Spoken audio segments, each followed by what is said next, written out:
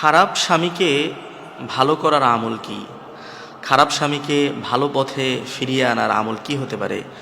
প্রিয় এক বোন আমাদেরকে প্রশ্ন করেছেন, আমরা সেই প্রশ্নের জবাবটি আপনাকে দিচ্ছি।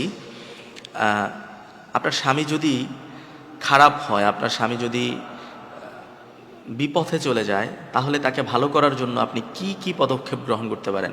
প্রথমেই পবিত্র কোরআনুল কারীমের একটি আয়াত আমি স্মরণ করিয়ে দিতে চাই, সেটা হলো ইয়া আইয়ুহাল্লাযীনা আমানু কুম ওয়া আহলিকুম নার। আল্লাহ রাব্বুল আলামিন আয়াতে কারীমার মধ্যে বলেছেন, তোমরা হে ঈমানদারেরা, তোমরা নিজেরা জাহান্নামের আগুন থেকে বাঁচো এবং তোমাদের আহাল পরিবার যারা আছে তাদেরকে জাহান্নামের আগুন থেকে বাঁচাও। প্রিয় বোন, আপনি আপনার স্বামীকে জাহান্নামের আগুন থেকে বাঁচাবার জন্য, আপনার স্বামীকে সুপথে আনার জন্য আপনি যে পদক্ষেপ গ্রহণ করেছেন, এজন্য অবশ্যই আল্লাহ তাআলার পক্ষ থেকে অসংখ্য রহমা, অসংখ্য নেক, অসংখ্য মার্সি আপনি অবশ্যই পাবেন, কোনো সন্দেহ নেই। আল্লাহ রাব্বুল আলামিন পবিত্র কোরআনুল কারীমে সূরাতুন নিসায়ের মধ্যে বলেছেন, হুন্না লিবাসুল লাকুম ওয়া আনতুম লিবাসুল লাহুন্না। স্বামী স্ত্রী এটা তো একে অপরের পোশাক স্বরূপ। যেমনি করে মানুষের শরীর থেকে পোশাক সরে গেলে মানুষটা যেমনি করে লজ্জিত হয়, ঠিক তেমনি করে স্বামী স্ত্রী সেটা একজন আরেকজনের পোশাক। এজন্য স্বামী স্ত্রীর কথা আপনারা কখনো বাহিরের মানুষের কাছে আপনারা উপস্থাপন করবেন না, বাহিরের মানুষের কাছে বলবেন না। আল্লাহ রাসূল সাল্লাল্লাহু আলাইহি সাল্লাম সবচেয়ে নিকৃষ্ট ব্যক্তি হিসেবে তাকে উপস্থাপন করেছেন, যে নিজের ঘরের কথা অন্যের কাছে গিয়ে বলে, নিজের ঘরের কথা অন্য মানুষের কাছে উপস্থাপন করে। তাহলে আপনি কখনো এই কাজটা করবেন না। প্রিয় বোন, আপনি যেই কাজটি করতে পারেন আপনার স্বামীকে ভালো করার জন্য, প্রথমেই আপনাকে উগ্র মেজাজ পরিহার করতে হবে।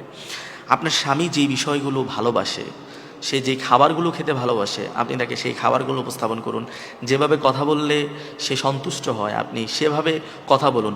ভালোবাসার আদলে, ভালোবাসার মাধ্যমে আপনি তাকে বোঝান আপনি যে কাজগুলো করছেন এই কাজগুলো আসলে ঠিক নয়। ইহদিনাস সিরাতাল মুস্তাকিম, আপনি তাকে সহজ সরল পথের জন্য প্রথমেই আপনাকে উগ্র মেজাজ পরিহার করে তাকে ভালোবাসার মাধ্যমে আপনাকে বোঝাতে হবে।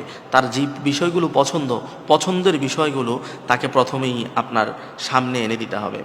2 নাম্বার, আপনি যে কাজটি করবেন সেটা হলো, আপনি প্রত্যেক নামাজে যখন আপনি নামাজ আদায় করতে যাবেন, নামাজ শেষে আপনি সূরাতুল ফুরকানের 74 নম্বর আয়াতটি পড়ে আল্লাহ তাআলার কাছে দোয়া করবেন, রব্বানা হাব লানা মিন আজওয়াজিনা ওয়া যুররিয়াতিনা কুররাতা আ'য়ুনিন ওয়াজআলনা লিল মুত্তাকিনা ইমামা।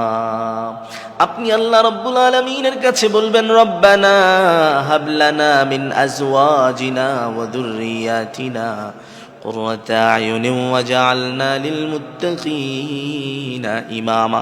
প্রত্যেক নামাজে যখন আপনি আল্লাহর কাছে এই দোয়াটি করবেন, এই দোয়াটি করার সাথে সাথে আল্লাহ রাব্বুল আলামিন আপনার স্বামীর মনটাকে ঘুরিয়ে দিবে। এই দোয়াটির পাশাপাশি পবিত্র কোরআনুল কারীমের সূরাতুল আলে ইমরানের 8 নম্বর আয়াতটি আপনি তেলাওয়াত করবেন, রব্বানা লা তুযিগ কুলুবানা বা'দা ইয হাদাইতানা ওয়া হাব লানা মিন লাদুনকা রাহমা ইন্নাকা আনতাল ওয়াহ্হাব। এই 2টা দোয়া আপনি প্রতি নামাজের পরে আপনি পড়বেন এবং উগ্র মেজাজ পরিহার করে ভালোবাসা দিয়ে যেটা আপনার স্বামী পছন্দ করে সেই বিষয়গুলো আপনি সামনে উপস্থাপন করে তার কাছে সুন্দর করে তাকে বোঝাবেন। আল্লাহ তাআলা দেখবেন রহমা আর মার্সি দিয়ে আল্লাহ রাব্বুল আলামিন আপনার স্বামীর মনটাকে ঘুরিয়ে দিবে, তাকে আল্লাহ তাআলা সুপথে পরিচালিত করবে ইনশাআল্লাহ।